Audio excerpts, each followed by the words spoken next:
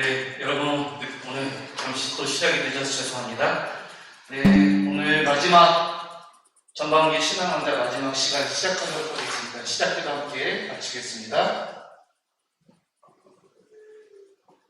성부와 성자와 성령의 이름으로 아멘.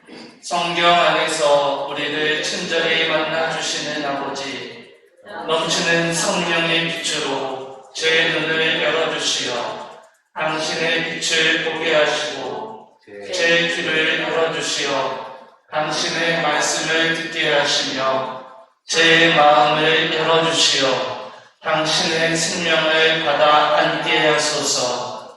그리하여 말씀의 신비가 얼마나 넓고 높고 깊은지 깨달아 알고 인간의 모든 지식을 초월한 그리스도의 사랑에 대한 뜨거운 감동으로 제 모든 일상생활 가운데 기쁨과 당신의 능력이 빛나게 하여 주시며 저의 모든 형제들과 함께 당신의 영광을 찬미하게 하소서.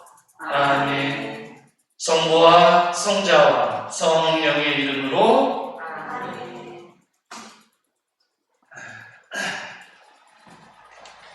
네, 오늘 9번째 마지막 시간 맞이해서 이제 바오로가 지난 시간 이제 자신이 잡힐 것을 알면서도 예루살렘으로 향해서 이제 발걸음을 옮겼다. 그래서 예루살렘으로 향하는 바울의 모습을 살펴볼 수 있었습니다. 근데 예루살렘에 향했을 때 바오로가 잡히게 될 수 있는 가장 큰 이유가 뭐였냐면은 자신의 동족들에게 이단자로서, 배신자로서 낙인 찍힌 모습이 강했다라고 했어요. 그래서 나자렛 예수를 가르치면서 유다인들에게 가장 중요한 율법에 대한 중요성과 율법을 지켜야 될 모습에 대해서 바오로는 그렇게 율법에 대한 중요성보다 오직 복음에 대한 실천과 예수 그리스도께 대한 신앙이 더 우선을 중심을 뒀던 그 모습을 보여줄 수가 있습니다. 그러면서 이제 예루살렘에 가서 이제 바오로가 사도들을 만나서 자신이 그리스까지 가서 해왔던 업적들에 대해서 이제 전해주기 시작합니다. 정말로 험난한 여정을 겪으면서 뛰어난 많은 업적을 겪었다, 많은 업적을 이루었다 라고 말할 수 있는 부분들이 있습니다.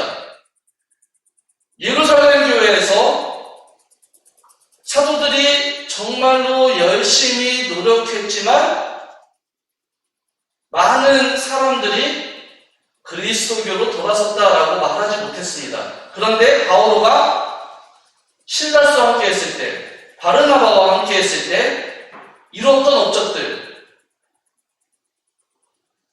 예루살렘 교회를 넘어서는 많은 사람들이, 몇만 명이나 되는 사람들이 개종해서 그리스도교인이 되었다라는 부분들을 사도들에게 들려주고, 또 이방인들 중에도 유대교를 몰랐던, 예수 그리스도를 몰랐던 사람들조차 내가 그들과 서로 이야기를 나눔으로써 그들이 복음을 받아들여서 그리스도인 세례를 받고 그리스도인이 되었다라는 사실들을 사도들에게 전합니다.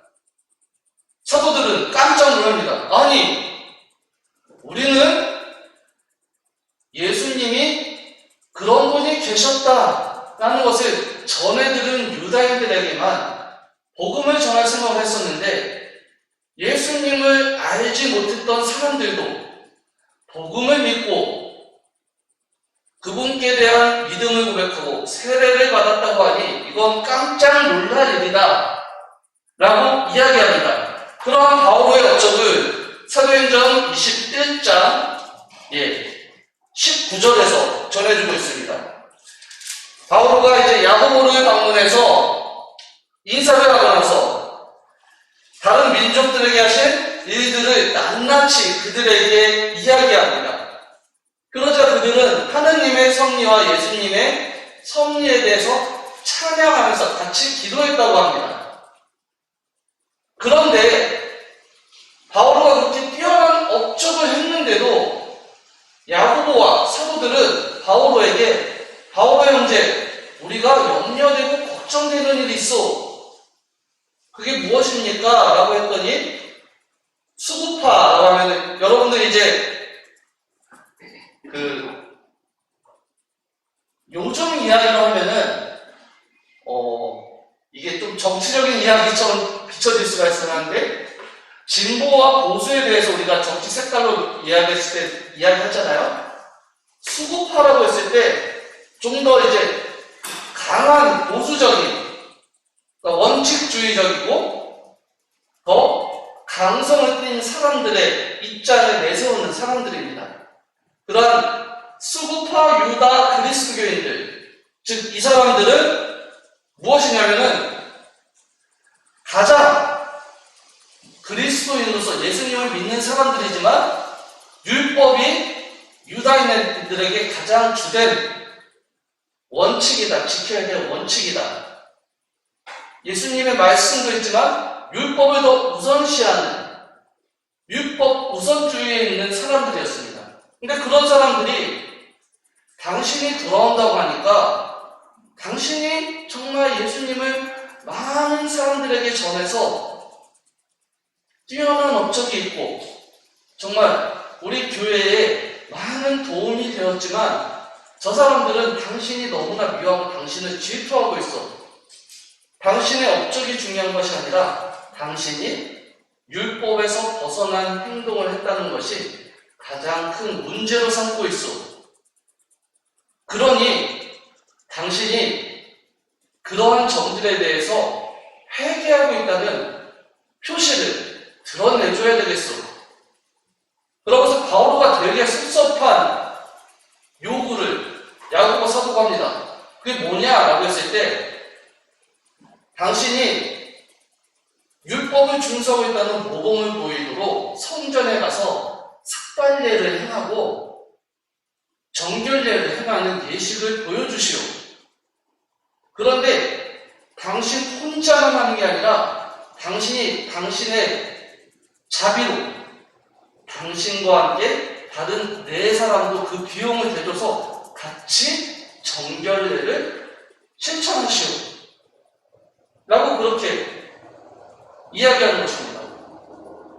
그러면은 인간적인 마음에서 얼마나 서럽겠어요? 정말로 이제 우리가 사회생활을 했을 때 사회생활 해보신 분들도 계시고 지금도 사회생활 하시고 계신 분들이 계시지만 자기가 자기 능력으로 뛰어난 업적을 만들었습니다. 인정받을 만한, 다른 사람들에게 인정받을 만한 업적을 만들었어요. 그런데 다른 사람들의 미움과 질투 때문에 발시를 받고 그 업적조차 인정해주지 않는 다른 사람들에 대한 시선, 그 사람이 그렇게 정말로 뛰어난 일을 했는데 그 업적조차 인정해주지 않아요. 그러면서 모든 다른 사람들이 지켜보는 시선이 당신을 안 좋게 보니까 저기 가서 당신이 정말로 그 사람들에게 수그리는 마음으로 그 사람들에게 미안하다는 표현을 하는 식을 하시오.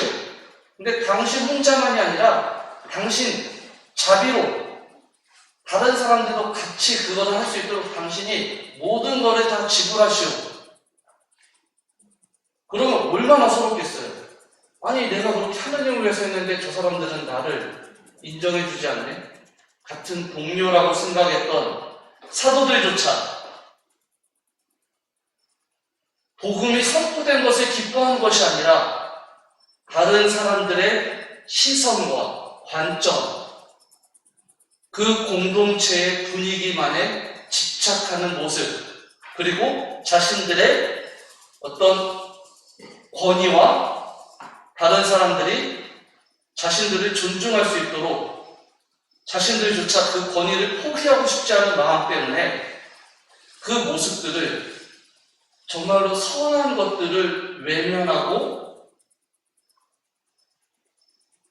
바라보지 않는 그런 모습이 바울의 눈에는 너무나 안타깝고 아쉬운 마음으로 들었을 겁니다. 그런데 우리가 사도행전을 쭉 살펴보면서 아시겠지만 바울은 어떤 성격의 사람이에요? 물불 가리지 않는 성격의 사람입니다. 안 좋은 것이 있다면 여러분들 사도행전에서 보셨던 것처럼 교회의 수장이었던 베드로조차 많은 사람들 앞에서 혼내켰던 사람이에요. 당신이 어떻게 그렇게 아닌 척 그럴 수가 있어? 라고 해서 창피를 줬던 그런 성격의 사람이었습니다. 그런 바오로가 교회의 이런 결정에 대해서 적극적인 수용을 보여줍니다. 알겠소. 내가 하느님의 뜻이라면, 교회의 뜻이라면 그것을 순명하고 따르겠소. 라고 하면서 교회의 결정에 순명하는 모습을 보여줍니다. 이런 바울의 모습은 이전에 우리가 사도행전을 보면서 느껴왔던 그 모습과는 틀립니다. 그런데 어찌 보면은 바오로가 자신의 사명에 대해서 인간의 논리가 아닌 하느님의 섭리 안에서 이끄시는 방법이 있다라고 생각했기 때문에 자신의 개인적인 지성적인 판단과 옳고 그름의 판단이 아닌 교회의 뜻에 따르는 또 다른 모습을 이 모습 안에서 보여주고 있습니다.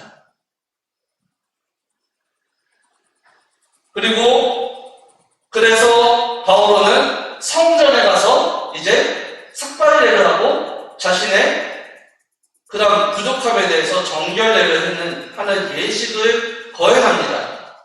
그래서 성전에 가서 그렇게 있는데 유다인들이 가만두지 않습니다. 바오로가 저 성전에 있다더라 라고 해서 이제 사람들에게 고발을 해서 바오로를 체포당하게 만듭니다. 율법에 따르지 않아도 된다는 바오로에 대한 반감이 너무나 커서 저자를 우리가 붙잡아야 되겠다 라고 해서 바오로를 고발해서 바오로는 붙잡히게 됩니다. 그런데 여기서 중요한 점이 있습니다. 바오로가 성전에 갔던 이유가 뭐예요? 교회의 결정에 따라서 당신이 그렇게 하시오. 당신이 가서 당신이 부족했다는 모습을 그 예식을 통해서 드러내 보여주시오. 당신이 율법을 준수한다면 다른 사람들도 인정해 줄 것이오. 라고 야고보 사도가 그렇게 이야기를 해줬어요. 그렇게 야고보 사도가 모든 교회의 사람들 앞에서 그렇게 공공연하게 이야기해줬는데 바오로가 붙잡혔어요. 그때 교회 사람들이 어떤 행동을 취했다라는 부분은 사도행전에 적혀져 있지 않습니다. 그런 면에서 유추해 봤을 때 어찌 보면은 바오로가 붙잡혔지만 동료들은 바오로의 붙잡힌 것에 대해서 외면하고 모른 척하고 피하고 책임을 회피했다 라고 생각할 수 있을 것 같습니다.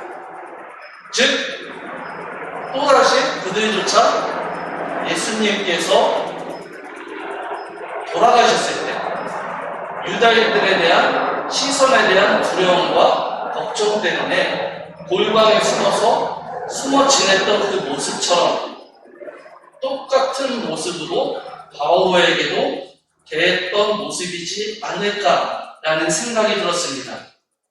하지만 바오로는 그런 동료들의 모습을 보면서도 자신의 신앙에 대해서 의심하거나 슬퍼하거나 그것에 대해서 흔들리지 않았습니다. 오로지 기도에 매진하면서 또 자신이 증언해야 될 몫에 대해서 하느님의 뜻을 찾는 모습을 보여주고 있었습니다. 그러면서 이제 바오로는 자신이 동료들에게 붙잡혔지만 그 모습에서 변환돼서 내가 이제 이 상황 안에서 그리스도를 어떻게 드러내 보일 것인가에 대해서 고민을 합니다.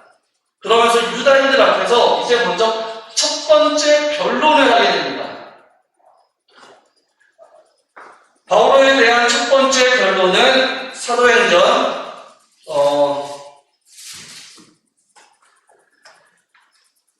22장 1절에서부터 시작됩니다. 22장 1절에서 21절의 말씀을 보면 바오로가 유다인들에게 자신이 믿는 것의 신앙에 대한 설교를 통해서 이 자신이 믿는 신앙이 어떤 것이다. 그리고 이것이 우리의 율법에 벗어나는 것이 아니다. 그리고 우리가 희망했던, 우리가 하느님의 자녀로서 선택받은 민족으로서 희망했던 구원과 해방은 율법의 준수에 묶여져 있는 것이 아니다 라는 것을 그들 앞에서 성경을 통해서 설명하면서 그들을 설득하기 시작합니다. 많은 유다인들 앞에서.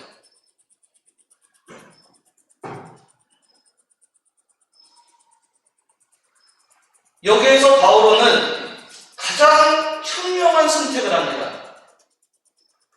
사람들이 자신을 붙잡았던 이유가 무엇이었을까요? 유다인이면서 율법을 지키지 않는 가장 이방인과 같은 모습을 지녔다라고 사람들이 자신을 그렇게 오해하면서 고발하는 것입니다. 그런 것에 대해서 바울은 자기가 어디에서 태어났고 어디에서 자랐으며 자신이 무엇을 잘 알고 있고 준수하고 있는지 이 유다인들 앞에서 설교를 통해서 이야기합니다. 자기가 자신의 핏줄이 이방인이 하나도 섞이지 않는 전통적인 혈통을, 유대 혈통을 지닌 사람이면서 자신은 바리사인이고 또 그냥 율법이라고 얘기하지 않아요. 우리 조상들의 율법, 즉 조상 때부터 지켜온 율법을 자신도 잘 알고 있고 그것을 잘 지켜오고 벗어나지 않았던 사람임을 설명합니다. 그러한 모습 안에서, 즉 조상들의 모습을 잘 지키고 있는 사람을 알리면서 율법의 준수도 하느님에 대한 열정의 표현이고 지금 자신이 선포하고 있는 이러한 행위, 예수님께서 말씀하신 그 진리를 다른 사람들에게 전하는 것도, 즉 율법의 준수가 우리가 하느님께 대한 마음의 열정의 표현이라고 한다면 자신이 지금 전하고 있는 이 복음과 이 복음 선포의 방식 또한 하느님께 대한 열정의 표현이다. 나는 선택받은 민족으로서 하느님을 따르는 사람으로서 절대 벗어나지 않는 모습을 지니고 있는 사람이다 라는 것을 유다인들 앞에서 피력합니다. 그러니까 유다인들이 이제 헷갈리기 시작하는 거예요. 우리 지도자들이, 저 사람을 고발했던 사람들이 이야기하기로는 저 사람은 이방인과 같은 사람이고 율법도 모르고 율법을 무시하는 사람이고 성경의 말씀조차 지키지 않는 사람이라고 얘기했는데 저 사람이 얘기하는 모든 것들은 우리가 알고 있는 그 성경 말씀에 예언자들의 말씀 가르침과 그런 것에 대해서 이야기하고 있고 우리가 배워왔던 그 모습과 전혀 다르지 않은 것들을 이야기하고 있다. 도대체 어떻게 된 일이냐? 라고 이야기합니다.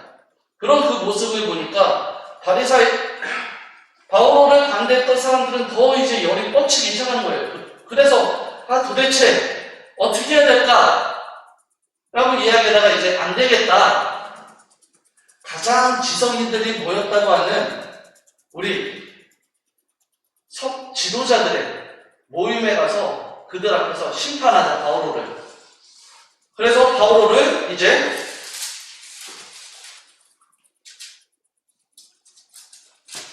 데려갑니다. 그래서 23장에 보면은 바오로가 이제 최고의회 의원들 앞에 끌려가게 됩니다. 이 최고의회 의원들은 많은 지성인들이 모였던 곳입니다. 그리고 각각의 유다인들의 그룹 공동체의 권력자들이 같이 모였던 곳이죠. 그래서 바오로가 거기에 끌려가서 이 사람들을 잘 보니까 그냥 우리 본다면 좀 예를 들어서 좀 이제 한번 말씀을 드려볼게요. 잘 보니까 여기에는 육군 출신들이 조금 있네. 여기는 좀 이제 해군도 있고 뒤에는 좀 공군도 있고 그리고 좀 더 성경에 대해서 열심히 믿는 사람들, 또 성령에 대해서, 믿음에 대해서 좀 열심히 하는 사람들, 이 두 부류가 좀 이제 갈라져 보이네 라고 바오로가 이렇게 살펴보니까 그런 느낌처럼 바라보니까 바리사이들과 사두가이들 두 부류의 중심이 나눠져 있는 것을 보게 됩니다. 그러면서 바오로는 또다시 이제 한 번 더 사두가이와 바리사이들의 그 사이 앞에서, 그 최고의회 의원들 앞에서 자신의 두 번째 변론을 시작하게 됩니다. 이 두 번째 변론은 유다인들 사이에서 나타난 부활에 대한 인식의 차이에 대해서 그 가장 주된 문제점을 건드리면서 자신이 하느님의 뜻을 받아서 전하고 있는 당위성에 대해서 그것을 콕 집어서 설명하기 시작합니다. 잘 알고 계신 것처럼 바리사이들은 이렇게 이 사도행전 말씀 안에서부터 알고 있는 것처럼 바리사이들은 부활이 있다 라고 믿는 사람들이고, 사두가이들은 부활이 없다 라고 믿는 부류였습니다. 그 두 사람들 앞에서 바오로는 자신이 바리사이임을 밝힙니다. 그러면서 나는 부활을 믿고 있는 사람이다. 그리고 그 부활 안에서 부활을 믿고 있고, 그 부활의 믿음을 내가 부활하신 예수 그리스도를 전함으로써 지금 내가 이 고초를 겪고 있는 것이다 라고 이야기합니다. 부활하신 분을 내가 전하고 있어서 그것 때문에 지금 사람들이 나를 미워해서 나를 구원해서 내가 지금 여기 끌려와서 지금 이러한 상황에 놓여 있는 것이다 라고 이야기하는 것입니다. 그러니까 바리사이와 사두가이들 사이에 논쟁이 벌어졌어요. 저 사람이 하느님의 말씀을 들은 사람이면 도대체 어떻게 하겠어? 아니요, 부활이 어디 있어? 당신들도 알다시피 그렇게 부활했다고 믿도록 만드는 나자렛 분파 사람들이 그렇게 이야기한 것이 아니요, 그것이 아니면 어쩌겠어 라고 서로 이렇게 티격태격 다투지만, 그 안에서 바오로가 노렸던 것은 이 부활에 대한 바리사이들의 믿음을 통해서 이 그리스도교가 유대인들에게 공인된 분파로서 또 다른 바리사이인과 사두가인들 사이와 함께 그 부활을 인정하는 공인된 종교로서 받아들여질 수 있도록 그 최고의회 의원들 앞에서 명시적으로 용기를 내서 밝혀낸 것입니다. 그러한 바오로의 모습 안에서 많은 사람들은 또 논란이 일어나고 서로 다투게 되는 모습을 보여줍니다. 그러면서 사람들은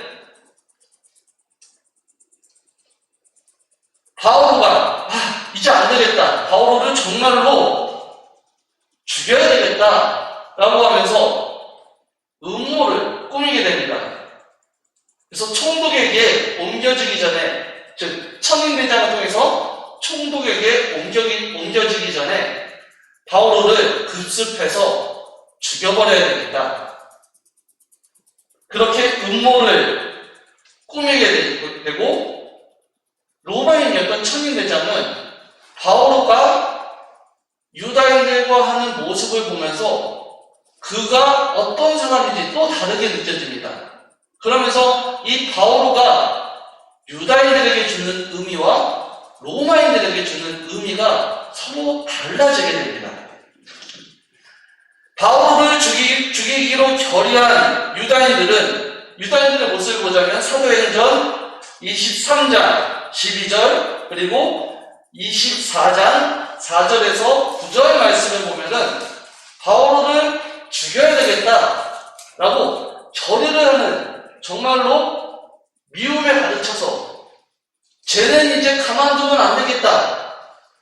쟤는 우리와 공존할 수 없는 존재다 라고 생각하면서 바오로의 믿음이 얼마나 컸는지 그 의미를 보여주고 있습니다. 즉 바오로가 유다인들에게 차지하는 의미는 이 나자렛 분파라고 알려진 그리스도교인들이 정말로 유다인 사회에서 많은 유다인들을 위협하고 힘들게 만들 수 있는 그러한 큰 그룹으로 형성이 됐고 많은 사람들에게 퍼졌다.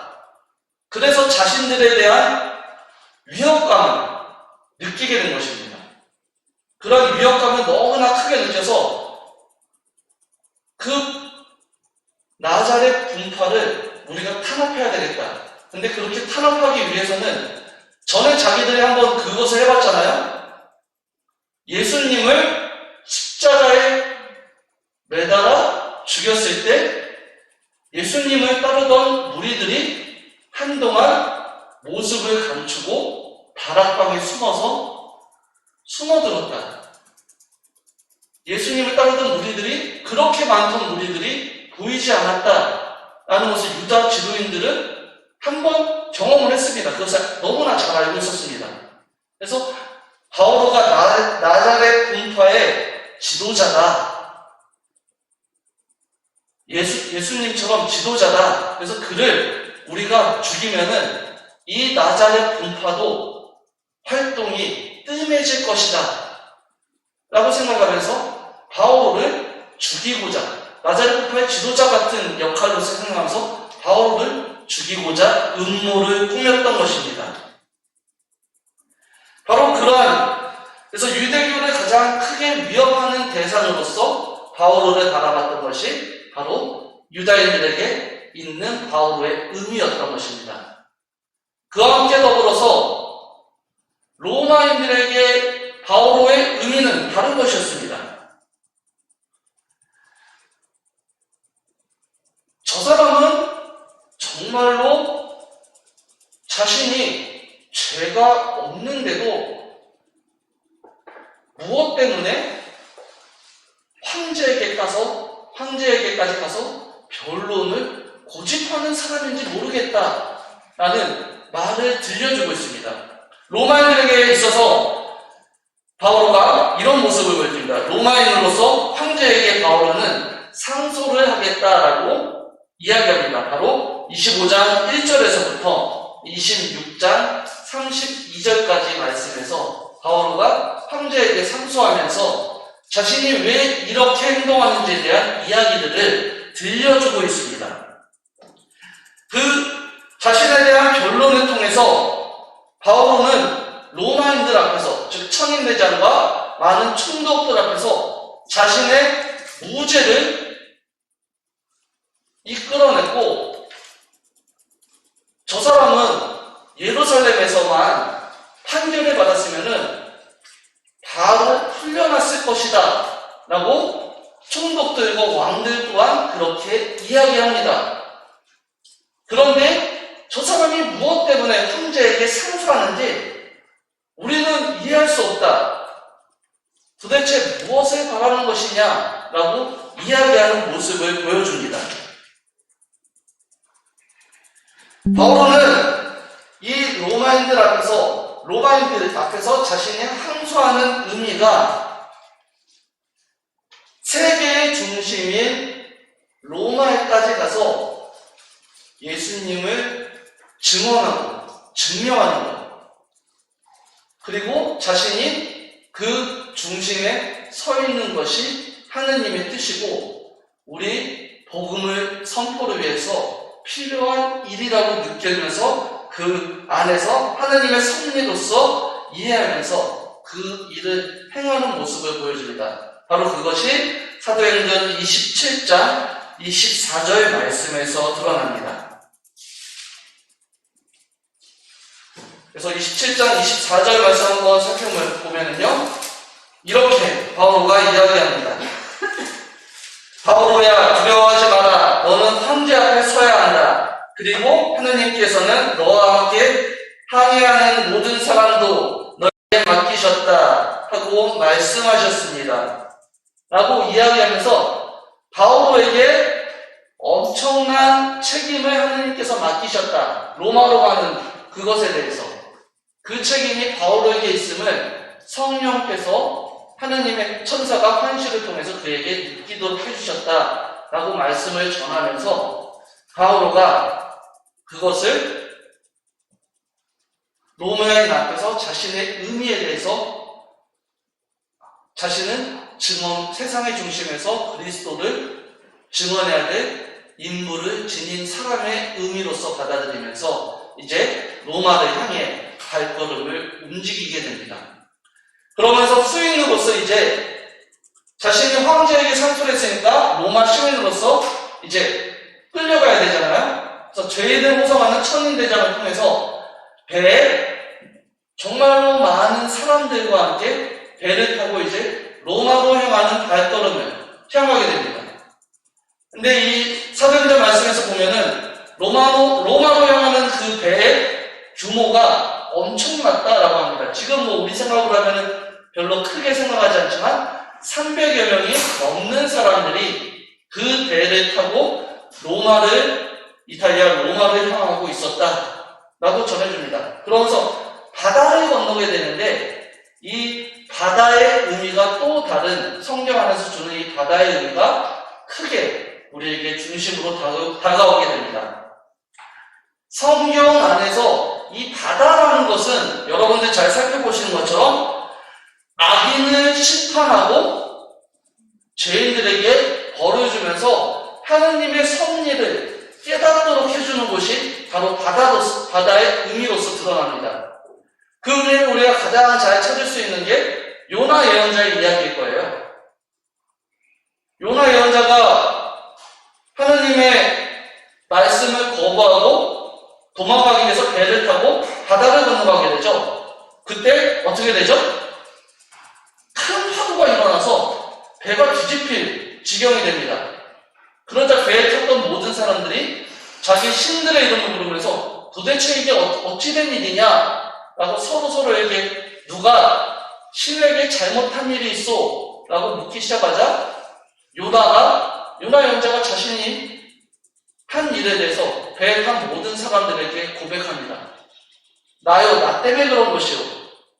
내가 믿는 신인 하느님의 말씀을 거부하고 하느님께서 시키신 일을 거부하고 도망치기 위해서 이 배에 올랐는데 그래서 그런지 이 배가 지금 뒤집힐 지경이 되어버렸어. 그래서 사람들이 요나를 제물로 바다에 바치자 파도가 잠잠해졌다라고 그렇게 전해주게 되죠. 그런 것처럼 바다는 죄인에 대해서 응징을 하는 신의 도구로서 이야기가 됩니다. 그런데 오늘 사도 바오로가 항해하는 바다의 의미는 그런 응징의 도구와는 다른 또 다른 모습으로서 보여지게 됩니다. 바로 고난, 우리의 인간의 여정 안에서 고난에 대한 모습의 상징을 드러내 보여줍니다. 여러 달의 항해를 하면서 큰 파도와 큰 고초 때문에 사람들은 점점 희망을 잃고 우리가 살아날 수 있을까?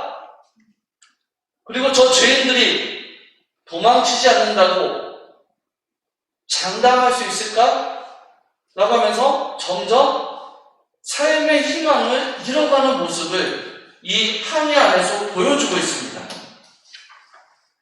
그러한 세상의 일들이 정말로 모든 인간의 삶을 좌절로 이끌 수 있는 상황까지 만들 수 있음을 보여주게 되고, 그러한 상황일 때 개개인의 이기심과 타인에 대한 존중이 무너질 수 있음을 이 항해 안에서 보여지는 여러 가지 사건들을 통해서 바오로는 우리에게 전해주고 있습니다.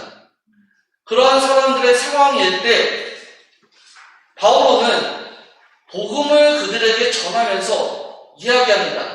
우리는, 여러분들 희망을 버리지 마시오. 우리는 로마에 도착하기 전까지 절대로 죽지 않을 것이오. 사람들이 얘기합니다. 그게 무슨 헛소리요. 지금 이렇게 파도가 치고 우리가 우리가 지금 먹을 수조차 없는 기력에 빠진 상황인데 도대체 우리가 살아난다니 무슨 말이요? 하느님의 사람이, 하느님의 천사가 나에게 그것을 알려줬어. 내가 로마 황제 앞에 서기까지 너와 함께하는 모든 사람들은 죽지 않을 것이다 라고 알려주셨어. 그러니 먹고 힘을 내시오. 그러면서 바오로는 그러한 극한의 상황에서도 신앙과 복음을 통해서 그들에게 위로를 전하는 모습을 보여주고 있었던 것입니다. 그러면서 바오로는 예언자로서의 모습, 이 바다 안에서, 이 바다의 괴로움이 우리에게 닥쳐오지만 하느님의 사람으로서, 예언자의 모습으로서 그들에게 이야기해 줍니다. 난파의 위협에서도 배에 탄 모든 사람들이 살아날 수 있다라는 희망을 심어주고 그들이 그 어려운 파도를 헤쳐나갈 수 있도록 그들의 앞에서 죄인이지만, 수인이지만 그들을 이끌고 도와주는 모습을 보여줍니다. 그러면서 바오로는 그리스도인이 이러한 세상의 풍랑과 어려움 안에서 어떠한 모습을 보여주어야 되는지에 대한 모범적인 모습을 이 상황 안에서 드러내 보여주고 있었던 것입니다. 그러면서 이제 배가 이탈리아 가까이 오게 됐는데 모래턱에 부딪혀서 이제 배가 침몰할 위험에 처하게 됐어요. 그러자 바오로가, 자, 천인대장에게 이야기해서 우리 모두 풀어줘서 수영할 수 있는 사람들은 수영하게 해서 저 가까이 있는 섬으로 갑시다. 저 섬에 가면은 우리가 살아날 수 있을 것이라고 하느님께서 우리에게 알려주셨어. 그래서 몰타라는 섬에 가서 이제 바오로는 그 많은 300여 명의 사람들이 다 살아나도록 해서 그 섬으로 들어갑니다. 그리고 그 섬에 살고 있는 원주민들과 함께 지내면서 이제 자신들이 또 로마로 향하기 위한 발걸음을 준비하고 있습니다. 그때 한 가지 사건이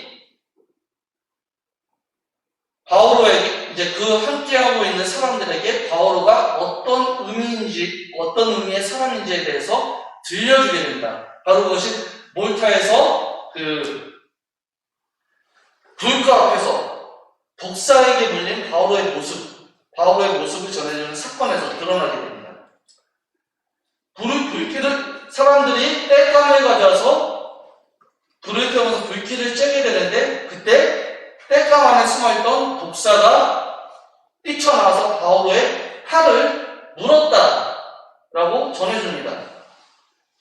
독사에게 물리면 당연히 사람들은 죽게 되겠다라고 생각하죠. 그리고 바오로의 신분 자체가 죄인이었기 때문에 저 사람은 죄를 지어서 그 죄에 대한 대가로 우리도 보지 못했던 독사가 튀어나와서 저 사람을 벌하는구나 라고 그렇게 사람들은 생각하였습니다. 그런데 사도행전의 저자가 전해주는 바울의 모습은 달랐습니다. 그가 독사에 물렸지만 사람들이 죽을 것이라고 생각했지만 그는 아무런 해도 있지 않고 살아났다 라고 전해줍니다. 이를 통해서 사도행전 저자가 사람들에게 들려주고자 했던 것은 세상이 해악하고 모든 사람들을 죽일 수 있다고 생각하는 것들도, 세상이 이야기하는 모든 힘과 권력도 복음 앞에서는 무력하다. 복음의 권위로서 그 모든 세상의 논리들을 잠재울 수 있다라는 것을 바울의 이 모습을 통해서 사도행전의 저자는 드러내주고 싶었던 것이었습니다.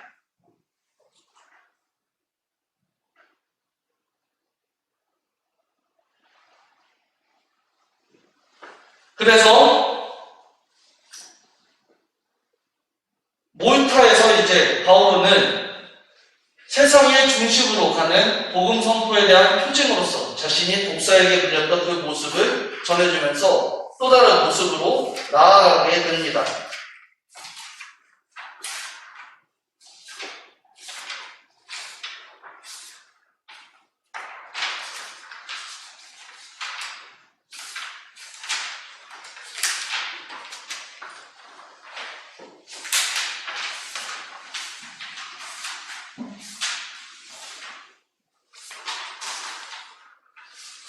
네, 그리고 이제 바울은 이제 로마에서 카이사리아에 갇혀서 이제 지내는 모습을 전해주고 있습니다.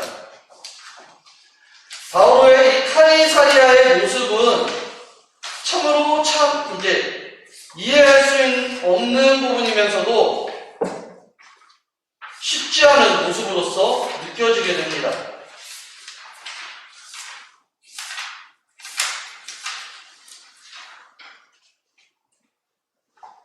세상의 중심에서 바울은 예수님의 모습을 감옥에서도 그리고 로마 앞에서도 전하고 있음을 사도행전의 저자는 전해주고 있습니다. 그런데 이 내용의 마무리가 참으로 허무해요.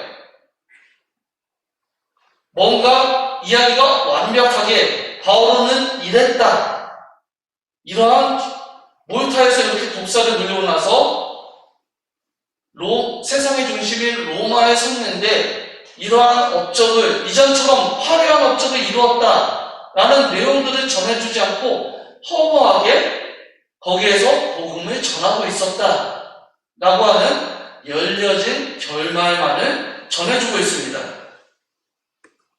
그런데 이 내용은 사도행전의 저자가 바오로가 거기에서 자신의 여정이 끝난 것이 아닌 더 많은 하느님의 일들을 준비하기 위한 계기가 로마에서 예정되고 있음을 이야기하기 위해서, 열려진 결말로서 이야기하기 위한 준비로서 이 사도행전의 마무리를 전해주고 있다. 그러면서 또 다른 서간들을 통해서 그 이야기가 나누어질 것임을 우리에게 들려주고 있는 것입니다.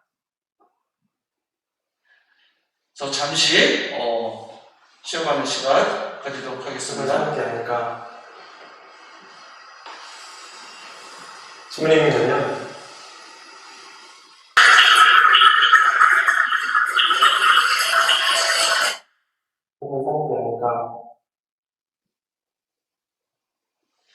네, 가병님께 들으셨나요? 뭐 익숙한 얼굴이 나오는 거죠? 웃으시는 거예요? 예? 많이 나와요? 익숙한 얼굴이? 예. 누군지 모르겠네요. 예. 누군가 닮은 것 같긴 한데 누군지 잘 모르겠습니다. 네, 오늘 주님 말씀 함께 읽으면서 좀 이제 우리가 우리가 나눠야 될 바들 함께 마지막으로 한번 나눠보도록 하겠습니다. 우리 사도행전 26장 2절에서부터 29절 말씀, 아그리파스 임금 앞에서 바오로가 변론하는 모습을 함께 좀 생각해 볼 수 있었으면 좋겠습니다. 아그리파스 임금님, 유다인들이 나를 단죄하는 모든 일에 관하여 오늘 임금님 앞에서 변론할 수 있게 된 것을 다행으로 생각합니다. 특히 임금님은 유다인들의 모든 관습과 문제를 알고 있는 분이기에 그렇습니다. 그러니 내 말을 참고 들어주시기 바랍니다. 모든 유다인이 나의 삶을 어린 시절부터 내 동족 가운데에 섞여 예루살렘에서 살기 시작한 처음부터 알고 있습니다. 그들이 오래전부터 나를 알고 있었으므로 원하기만 하면 내가 우리 종교에서도 가장 엄격한 바리사이파 사람으로 살아왔음을 증언할 수 있을 것입니다. 그런데 지금 나는 하느님께서 우리 조상들에게 하신 약속에 대한 희망 때문에 여기에 서서 재판을 받고 있습니다. 우리 12지파는 밤낮으로 하느님을 열렬히 섬기며 그 약속이 이루어지기를 희망하고 있습니다. 임금님, 나는 바로 그 희망 때문에 유다인들에게 단죄를 받고 있습니다. 하느님께서 죽은 이들을 다시 일으키신다는 것을 여러분은 왜 믿을 수 없는 것으로 여깁니까?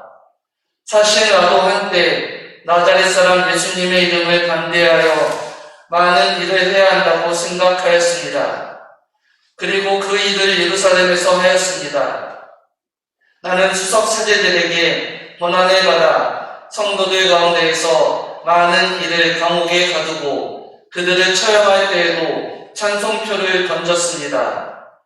또 자주 회당마다 다니며 그들에게 형벌을 주어 예수님을 모독하도록 강요하였습니다. 나는 그들에게 너무나 격분하여 나라가 여러 고을까지 그들을 쫓아갔습니다. 한 번은 내가 그런 일로 수석 사제들의 고난과 위임을 받아 다마스쿠스로 가고 있었습니다.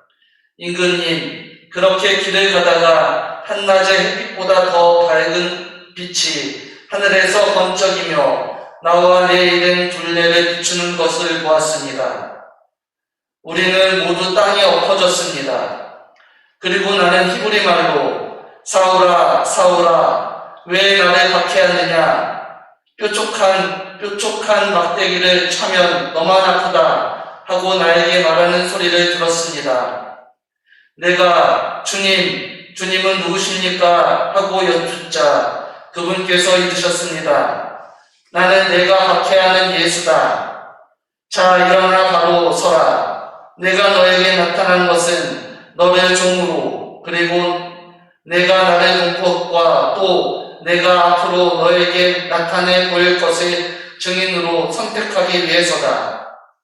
나는 너를 이 백성과 다른 민족들에게서 구해주겠다. 이제 내가 너를 그들에게 보낸다. 그들의 눈을 뜨게 하여 그들이 어둠에서 빛으로 사탄의 권세에서 하느님께로 돌아와 죄를 용서받고 나에 대한 믿음으로 거룩하게 된 이들과 함께 상속 재산을 갖게 하려는 것이다.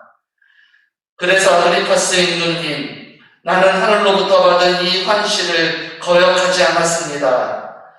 먼저 다마스쿠스에 사는 이들에게 이어 예루살렘에 사는 이들에게 또 온 유다 지방을 다니면서 나아가 다른 민족들에게도 회개하고 하느님께 돌아와 회개에 합당한 일들을 하라고 선포하였습니다. 바로 그 때문에 유다인들이 성전에 있는 나를 붙잡아 살해하려고 하였습니다. 그러나 나는 하느님의 도움을 받아 이날까지 이렇게 서서 낮은 사람들에게나 높은 사람들에게나 증언하고 있는데 예언자들과 모세가 앞으로 일어나리라고 이야기한 것 외에는 아무 말도 하지 않았습니다. 곧 메시아께서 고난을 받으셔야 한다는 것과 죽은 이들 가운데에서 부활하신 첫 번째 분으로서 이 백성과 다른 민족들에게 빛을 선포하시리라는 것입니다. 바오로가 이렇게 변론하자 페스투스가 큰 소리로 바오로 당신 미쳤구려 공부를 너무 많이 해서 미치고 말았군 하고 말하였다. 바오로가 대답하였다. 존귀하신 페스투스님, 나는 미치지 않았습니다. 진리와 양식에 따라 말을 하고 있습니다. 임금님은 이것들을 알고 있으므로 내가 그분께 담대히 말하는 것입니다. 어느 한 구석에서 일어난 일이 아니므로 임금님은 이것들 가운데에서 하나도 놓치지 않으셨다고 나는 믿습니다. 아그리파스 임금님, 예언자들을 믿으십니까? 믿으시는 줄 압니다. 아그리파스가 바오로에게 당신은 조금 있으면 나를 설득하여 그리스도인으로 행세하게 만들겠군 하고 말하였다. 그러자 바오로가 대답하였다. 조금 있든 오래 있든 나는 임금님만이 아니라 오늘 내 말을 듣는 모든 이들이 이 사슬만 빼고 나와 같은 사람이 되기를 하느님께 기도합니다. 네, 오늘 마지막 주님 오소서라는 이 내용으로 우리 좀 묵상을 했으면 좋겠습니다. 제가 쉬어가는 페이지로 하느님 당신은 나의 모든 것이라는 노래를 들려드렸는데, 바오로 사도가 자신의 사명 안에서 오늘 특별히 자신이 부르심을 받아서 이렇게 살았던 모습이 바로 예수 그리스도와 하느님께 있음을 명백하게 이야기해주고 있습니다. 그리고 그 모습은 모든 그리스도인의 숙명이자 사명임을 이야기해줍니다.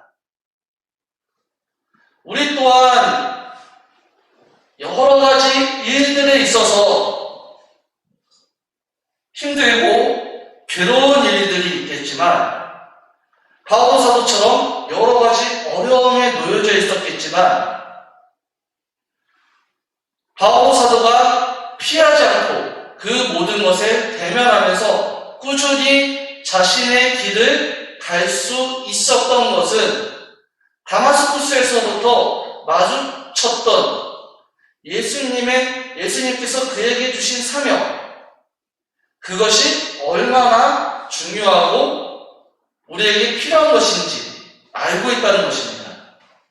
그래서 여러분들께서도 내가 신앙생활을 하면서 어떤 때에는 나에게 버겁고 힘든 일들이 닥쳐오고, 또 어려운 현실의 세계들, 또 다른 사람들이 외면하거나, 또 어떤 권위와 자신의 권력으로 상처를 주고 아픔을 주고 동료들이 외면하는 그러한 괴로움의 자리에 있는다 할지라도, 그런 인간적인 모습에 놓여있는 것이 아닌 하느님께서 나의 모든 것임을 잊지 않으면서 행할 수 있는 신앙생활이 우리에게 있을 때, 우리는 정말로 바오로 사도처럼 충실히, 또 결말 지어지지 않는 열려져 있는 그러한 복음 선포의 세계로 꾸준히 나아갈 수 있음을 생각해 볼 수 있었으면 좋겠습니다.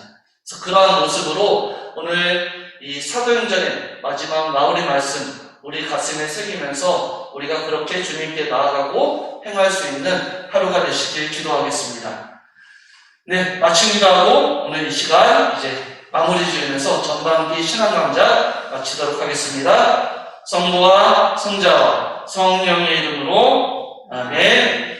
주님, 천상의 지혜를 제게 내려주시어 모든 것 위에 당신을 만나게 해주시며 당신께만 맞들이고 사랑하게 해주시며 그 외의 것은 당신 지혜가 개정하는 그대로 알아보게 해주소서. 아첨하는 자를 지혜롭게 피하고 거스르는 자를 인내로 참게 해주소서. 모든 바람과 같은 말에 흔들리지 않고 악하게 아첨하는 자에게 귀를 큰 지혜를 주소서. 그렇게 한다면 제가 시작한 길을 무사히 갈 수 있을 것입니다. 아멘. 성부와 성자와 성령의 이름으로 아멘. 긴 시간 함께 해주셔서 감사합니다. 모두 수고 많이 하셨습니다.